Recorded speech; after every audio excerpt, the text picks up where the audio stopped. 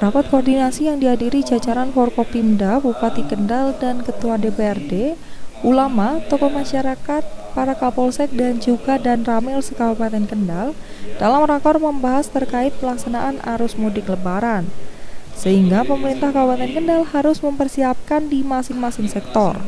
Seperti masalah ketersediaan pangan, jangan sampai ada kenaikan yang terlalu tinggi, termasuk ketersediaan BBM karena diperkirakan pengendara roda 2 dan roda 4 yang melintas di jalur Pantura Kendal akan meningkat dibanding 2 tahun lalu. Masalah ketentraman dan ketertiban masyarakat seperti kerawanan pencurian, penyakit masyarakat seperti perang sarung, membuat dan menjual petasan termasuk minuman keras. Selain itu, pada arus mudik Lebaran, Disub juga mempersiapkan posko mudik sebanyak 9 posko, 7 di jalur Pantura dan 2 di rest area Jalan Tol Kendal Semarang. Posko akan dilaksanakan H-7 dan H+7.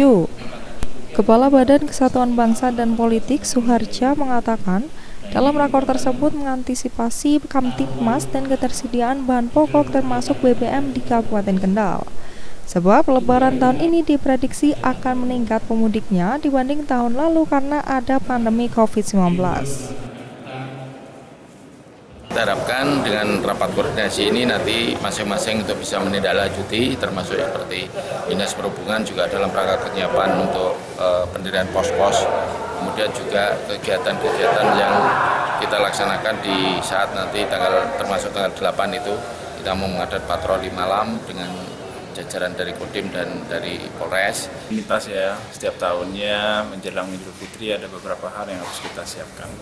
Tapi ini karena sedikit berbeda dibanding tahun kemarin, karena ini akan mudiknya akan lebih banyak, pandemi juga sudah lebih membaik gitu kan. Jadi harus benar-benar kita siapkan dengan baik.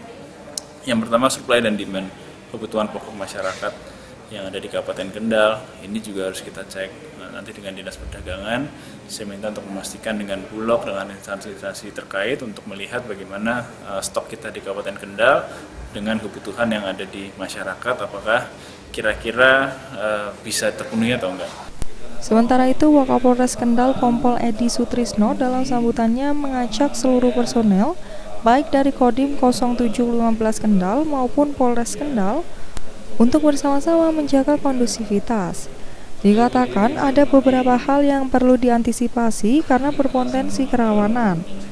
Di antaranya pengamanan arus mudik akibat tingginya arus mudik masyarakat di tahun 2023 ini.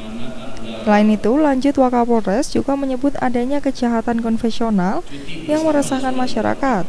Di antaranya pencurian seperti curanmor, curas, juga terkait miras, tawuran, uang palsu, dan petasan. Ada juga aksi sweeping dengan menggunakan atribut keagamaan dan juga antisipasi tindak pidana terorisme, baik penyerangan kepada petugas pengamanan maupun ancaman. Irfan Wahyu Saputra, Semarang TV.